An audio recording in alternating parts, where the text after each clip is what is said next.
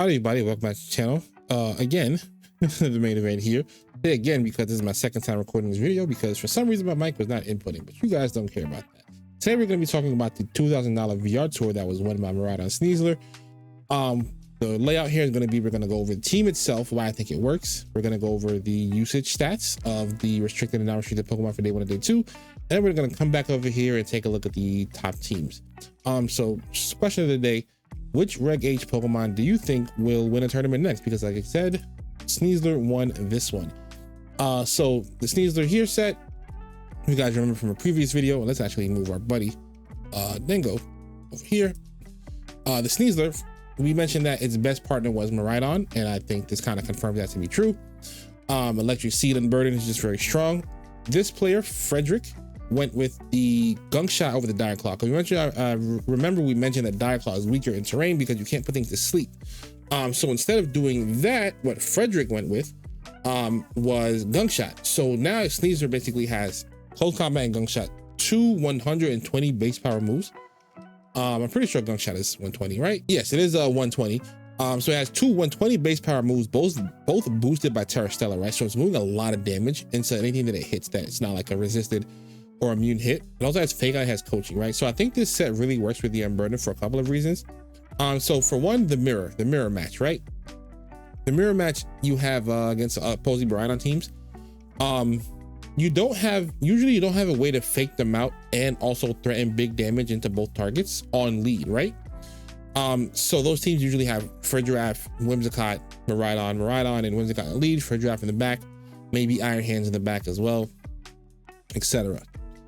If they lead Whimsicott and Miraidon, you threaten a few things, right? One, you threaten Fake Out Draco into Miraidon. You threaten Fake Out Gleam into Miraidon. You Fake Out Drift. You Fake Out, like you have Fake Out Gleam into both. You have a lot of like threats.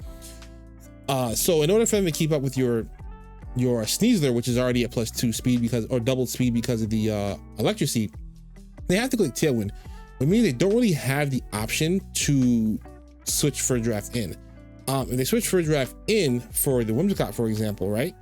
The Miraidon is kind of a sitting duck, whereas they can click Gunk Shot into that spot for like free damage, and they can also click like Terra Fairy Gleam into that spot, and that combination of moves will pick it up. If you Terra Fairy, it will pick you up with just Gunk Shot. So it doesn't matter. You can't really Terra out of both hits, right? You can't Terra out of the Gunk Shot and the Dazzling Gleam. So you're gonna get hit first because you're too slow. If you switch in your Frederaff for the Miraidon on the other side, you end up in a situation where you no longer threaten any damage on the field, right? Because you have Frederaff and Whimsicott on the field versus Miraidon and Sneasler. So you may get tailwind up, but you are still being outsped by the other side of the field, and you're not putting up any damage. So essentially what's going to end up happening is you're just going to lose Whimsicott anyway, and you're going to lose your Giraffe to like an Electro Drift. So you're already down 2 to 4. So it's like really good for the mirror in that sense, because you don't have to click Tailwind every time. You can just start off with your Electric Seed and just make the decisions.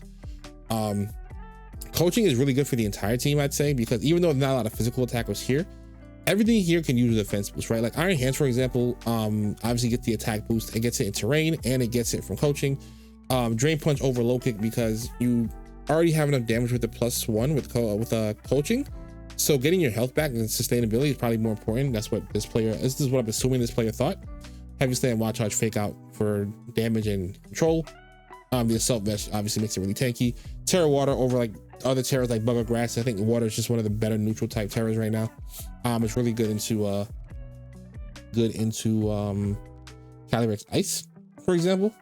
And you don't really need Terra Grass to worry about. Amoonguss, yeah, Amoonguss can redirect you, but like +1 Heavy Slam will just nuke Amoonguss anyway. And we don't have to worry about getting put to sleep in the electric terrain. I think the Blood Moon is a really good call as well, just because 2 normal types gives you a better chance to play against Miraidon teams. Not Miraidon teams, just to play against Calyrex Shadow teams, even though the ground type here does give you a better play into Miraidon because they have electric and dragon moves. With a ground type and a Terra Fairy type, you can kind of play into positions where the Miraidon teams can't really beat you at the end, right? Because you have 2 things that it's immune to. And I think just Fridgeraff, Hands, and Blood Moon just work together really well anyway. It's just the team core usually always has Fridgeraff and Hands. Blood Moon just seems like a really kind of like no-brainer call, right? In a sense, you expect to see it more, but you don't usually. But these three just kind of fit well together for a strong Trickery mode wherever you feel like your Tailwind or your Unburdened mode is just not good. Speaking of your Tailwind mode, you have Terra Type Dark over here and Dark Pulse. This is a really good answer into like Cali Shadow itself, but also like Cali Shadow Weezing, right? Because you can kind of do this thing where you Terra Dark to get your Tailwind up, guaranteed. And then you can Dark Pulse that spot, and if they Terra something else, you just hit it with something else, right? But you can threaten the Dark Pulse on that side, you guarantee your Tailwind, you can like destroy like the Weezing with like a couple of Electro Drifts, get your terrain back up. And now if they Terra like Fairy, for example, you have like your Sneasler in the back or Gung Shots, right? So it has like a lot of options into a lot of the good teams. This is actually really well put together squad, and I can see why it won the tournament. Clearly Sneasler is not washed. I do think Sneasler, this is the only team it can run on, in my opinion. I could be wrong about that, right? Because I've been like wrong before, not often, but it's happened. But I think this is the only team it can run on. I think it needs the Electric Seed boost, and it also gets that good Spit Death boost from Electric Seed as well. And I think this is just the best comp for it overall. Maybe it could work on the standard one with like Whimsicott and stuff like that, but I don't think that makes much of a difference. I will say this is like the first big innovation, in my opinion, of Reg G2, because Reg G, myself included, a lot of people thought it would be kind of stale, kind of boring, because a lot of the team compositions seemed figured out, right?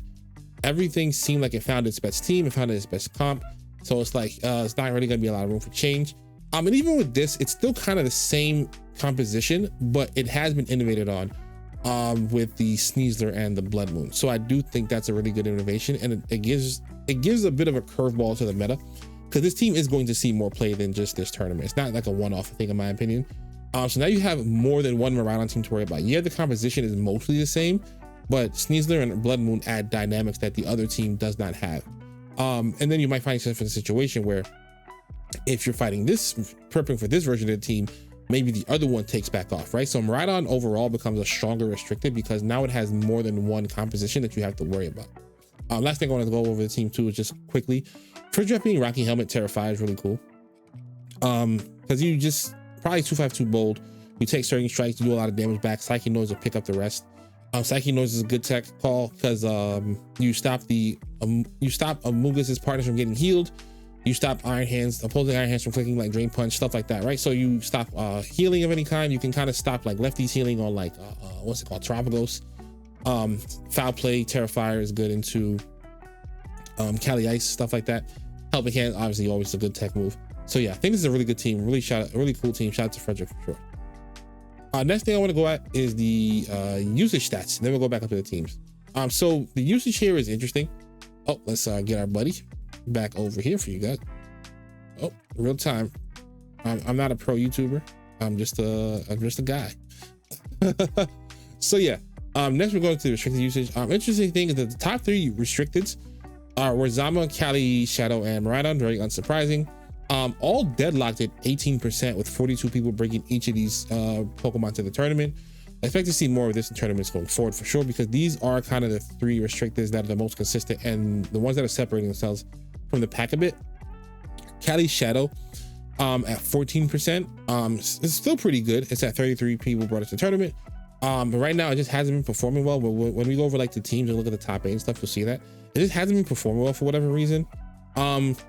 Mostly because some of the stuff that we went over in our video about weaknesses and strengths, I think just having a restricted that starts off on the back foot sometimes can just be a detriment compared to clicking Astro Barrage on lead, or to clicking Volt Switch or Electric Drift for Draco on lead, or starting with a +1 boost and clicking Body Press next to foul.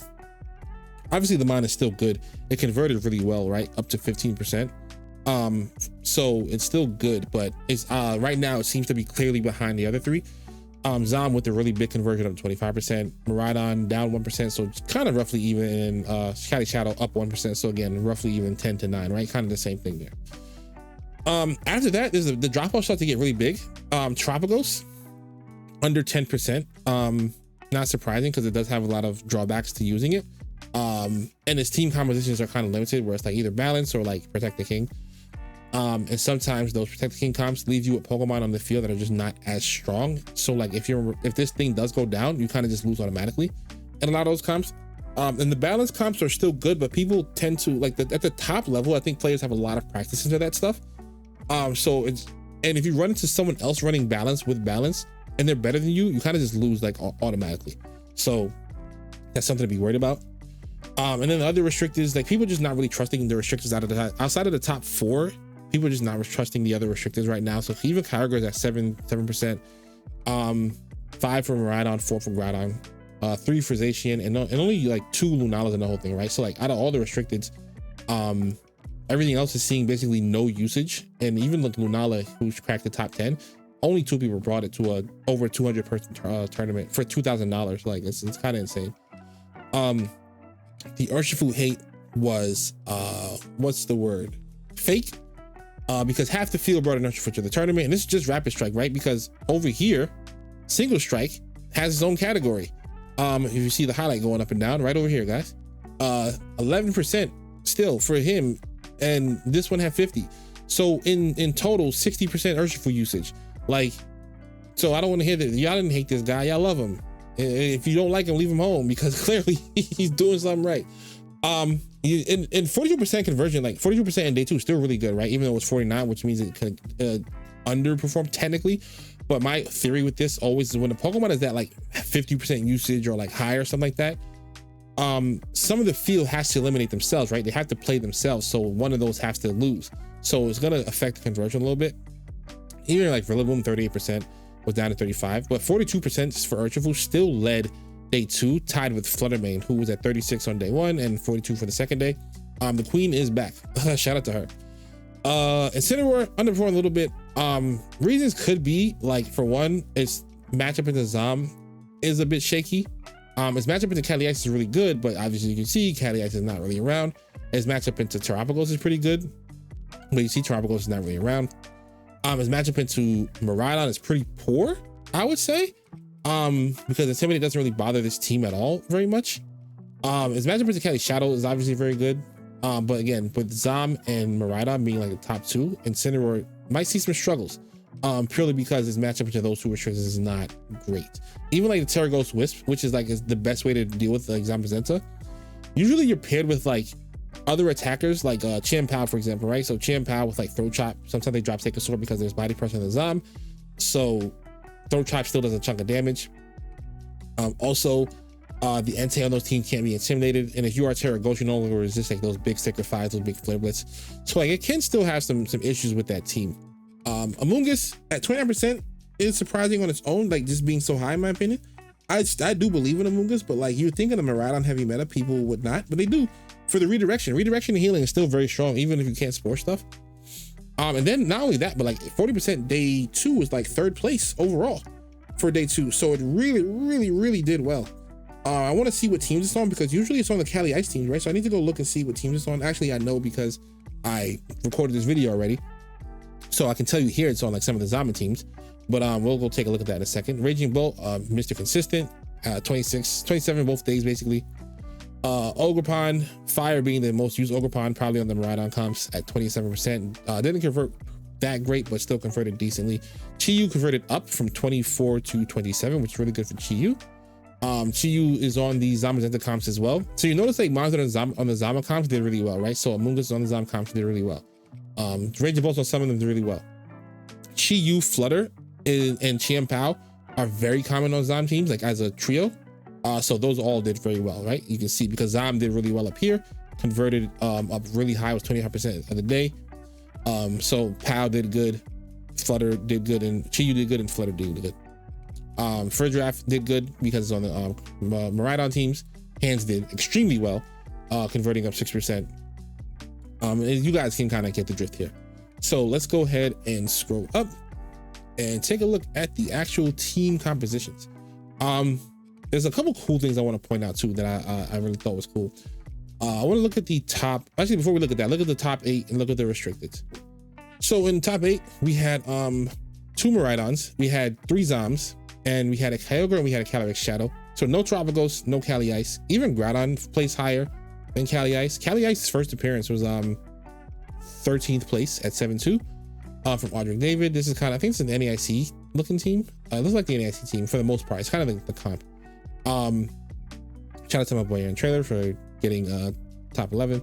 But yeah, so like no Calyrex and no Terrapagos top 8. Not super surprised. Kind of surprising for Calyrex Ice, I'll be honest, but not super surprising overall. Groudon placing as high as it did is actually really interesting. I want to look at like this team real quick. This is like the funkiest team I've seen for Kyogre like ever. So the team here, right, it's a Kyogre Water Spout. It has Hydro Pump 1. It's Terra Water Hydro Pump for single target stuff. I think you just go for it, right? Ice Beam, Water Pulse, no Thunder on this. Why is there no Thunder? Because who needs Thunder when you have Electro Shot? Who needs Thunder when you have Electro Shot? It's Terra Ghost, so you don't get blown up by the fighting type attacks, which makes sense. It's Stalwart and Goggles. Stalwart start redirection and Goggles start powder-based redirection. But I guess Goggles still makes sense, right? Because you just don't want to get put to sleep, because this thing is very, very liable to get put to sleep sometimes because it doesn't hit a Moongus that great all the time. So yeah, you don't get put to sleep. The Serena here is Helping Hand. So like Helping Hand plus like our Chaladon that can't be redirected is actually really, really strong. Helping Hand plus Kyogre with Terra Water is really, really strong. This is a team that I actually want to try out really well. I think Electabuzz with Thunder, Faint, Follow Me, and Protect is really nice as well. You would expect to see Taunt on this set, but like I guess you don't really need it that much because you have like ways around Trick Room, and we'll get into those. But yeah, Faint is a good call because if they try to like block your such stall terrain, or like if they have Wide Guard here, you can break through the Wide Guard with Faint and just click Water Spout anyway. Break through their protection. Yeah, so I think it's a really, really good call here. Terra Ice Triple Axle is pretty common on Serena now, but it's becoming more common, is what I should say. And I think it's like the best type for it. Triple Ice Triple Axle is just really good ice type damage if you're not running Cali Ice. It's really good into all the dragon types. Tornado is very standard. Reclin, Storm, Tailwind, Protect, Rain Dance. Terra Flying though for big damage. So this is probably max 252. Grimmsnarl is the funkiest Grimmsnarl set I've seen in my life. Yeah, I want you guys to see all 4 moves. Can you show? Okay, the last move is Fake Out. If you don't see it, there we go. Last move is Fake Out. So Assault Vest, Grimmsnarl, Spirit Break, Assurance, Sucker Punch, Fake Out. So I know you guys are probably thinking like, what? But like I see the vision, right? So you click like Water Spout with Kyogre, and then you follow up with Assurance, right? And you just nuke something off the board. Even like the Terras, they probably take a lot of damage. It's Terra Stellar, so it does a ton. Spirit Break and Assurance are the Grimmsnarl here. This team probably never loses to Calyrex Shadow ever, because how does Calyrex Shadow hit AV Grimmsnarl? How? Tell me in the comments below. How does it hit Grimmsnarl with AV on it? How does it hit Grimmsnarl normally? And then if you want to like Terra Fairy or Terra out of the Dark Tank weaknesses, he's gonna click Spirit Break, and then your special attack is lower, and you really can't hit him through the AV. That is kind of insane to me. I'm surprised it doesn't have like Foul Play, but Assurance makes sense because you're hitting it with hitting stuff with Bleak Wind, following up, hitting stuff with Draco Meteor or Electric Shot, following up, hitting them with Water Spout, following up. Fake Out is just a good move to have. Sucker Punch, priority on Grimmsnarl, Terra Stellar Sucker Punch, probably 252 Adamir or something like that, right? So he's probably just blowing people up. Like this is one of the most fun looking cool teams I've ever seen in my life, and I need to go find this person's Twitter page and see if they released like a paste, because this is their Twitter right here. We're gonna save that for later and see if they release a paste, because I need to try this out. I'm sorry, I need to try that out. That is really fun. And it came top 8, right? So it's a top 8 Archaladon, and most people didn't even notice Archaladon came top 8, including myself, because Sneasler like stole the show. But like, dude, that's really cool. That the Reg H guys are still finding like roles, and like I said, I thought that this could find a niche on rain. That's the way I thought this could find a niche on electric terrain. And they're finding spots where they can still do well. Shout out to Electabuzz as well, right? Finding a spot where it can still do well. So the Amoonguss that I mentioned, like I said, they did really good. So Amoonguss, Chimpao, Chi-Yu, Flutter with Zamazenta, right? Look at the other Zamazenta team, same thing, but they dropped the Ursh for Rillaboom in their case, right? So they could switch out terrains and put stuff to sleep. This comp, they dropped the Rillaboom for Raging Bolt, but the other 4 still the same. Let's see, Zamazenta here. The other 4 still the same, back to Rillaboom. So like right now, people tend to like Chi-Yu, Flutter, Pow, and Zam tend to be like the 4. Amoonguss seems to be solidifying itself as the 5th. And then this is like Urshifu or Rillaboom or Entei. I think there's an Entei version on this page somewhere. Entei version, right? So like this one also doesn't have like Chi-Yu, but like it has the Entei version. This one has a T-Tar and a Latios. This is a Life Orb Latios with Terra Fire and Levitate. So this is like another way. So like between Goldango, Latios, and Zam, this team probably just like hard destroys the Cali Ice teams, which is very, very unfortunate for our boy Cali Ice. On the couple Cali Ice teams that did do well was this one with the Rain and Water Ursh and Raging Ball. Does your Raging Ball have Thunder by any chance? No Thunder, but it's still Life Orb, but it's still good. And then it had this one, which I think is interesting, right? I think having Ursula on this team is actually very interesting.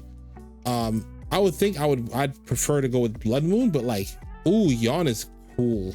That's interesting. And Haze for your Dozo makes sense. Icicle Crash, Throat Trap, Sucker Punch, Haze, no Protect, Sash Close. I guess that kind of makes sense, right? Because you just want to make sure you have that Haze available for non-Dozo teams and stuff like that. That kind of makes sense. But yeah, so that was like the top 8 teams. Oh, shout out to hold on, where's 19th place? Because I gave this person a shout out. And I was like, this is my Leaf? This is our Leaf? This is our Leaf. Leaf is a viewer. Shout out to Leaf for getting into 19th place. I would definitely try Leaf's team if Leaf wants to make like a rental or a paste for your boy.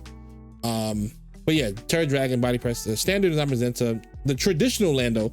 A lot of the Landos tend to go with different Terra types now, or they go with Scarf, but this is like the sub Lando with Earth Power. They have to run Sandsear now, but this is like Sub Protect, Sludge Bomb, Earth Power, the standard Lando. Fluttermane with T-Wave is annoying as heck to play against. I hate it. I like Scarf Ghost coaching a lot, especially with Entei and Zam. Like you could just like get your coaching off. Now Zam is like impossible to get off the field. I think Entei as well is really good to get coached on, because like you get the coach, you can Flavorless stuff, you can Sacred Fire stuff. Or if you switch Entei in to a coaching, then you can start doing tournament E-Speeds. Like you have a lot of options here. I wonder how Champ Pal would fit on this team. But another Zam team with the Moongus, right? And Fluttermane. So as you can see, he's finding his partners. Zam is a bit of a teammate merchant, but like sometimes that's just how the things play. But it is a bit of a teammate merchant where like its team comps are kind of making it as strong as it is. But Miraidon's kind of doing the same thing now, right? Where his team time is making it really strong. So I understand completely. Anyway, I'm kind of just rambling at this point. So let me know what you guys thought of the results of this tournament. Anything that surprised you besides like Sneasler, of course. Question of the day, don't forget, which Reg H meta Pokemon will win a tournament next? Hopefully I said it in the beginning of this video. Anyway, thank you guys for being here. Thank you guys for being subscribed. Thank you guys for watching. Click like for your boy, but subscribe if you are new, and I'll see you guys in the next video.